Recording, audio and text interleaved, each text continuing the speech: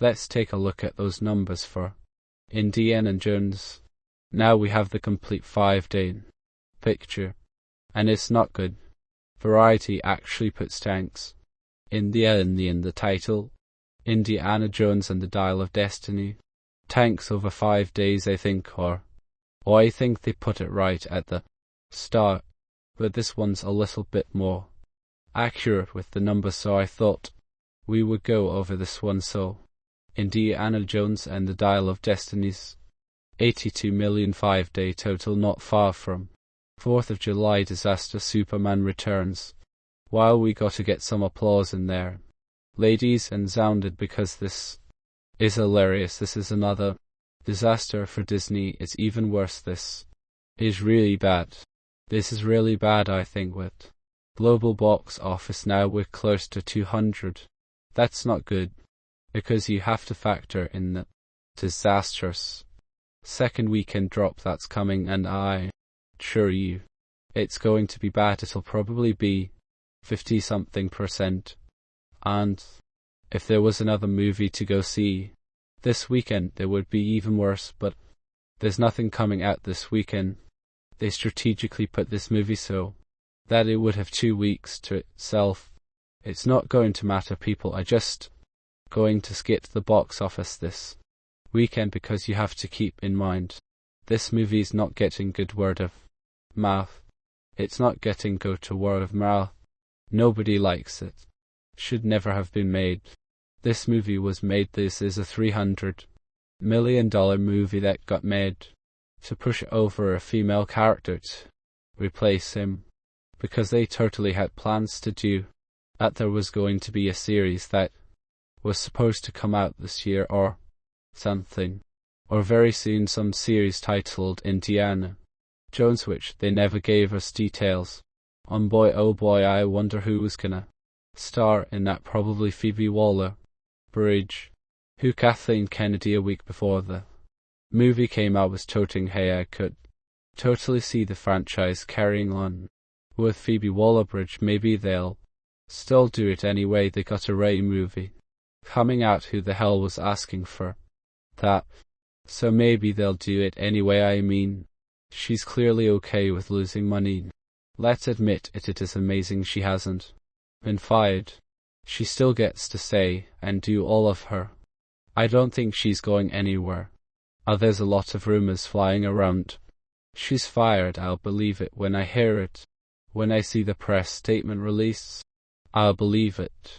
On the bright side, for Independence Day, bomb Indiana Jones and the Dial of Destiny, its first 5 days at the box office of 82 million aren't as bad as Paramount's Skydance's Terminator Genesis. Wow, what a relief. That sequel's launch just prior to 4th of July left a lot of methane in the air, with 42.4 million in its Wednesday to Sunday total. The attempted Arnold comeback movie ended its domestic run at 89.7 million. Dial Destiny will cross that mark before its first week is up.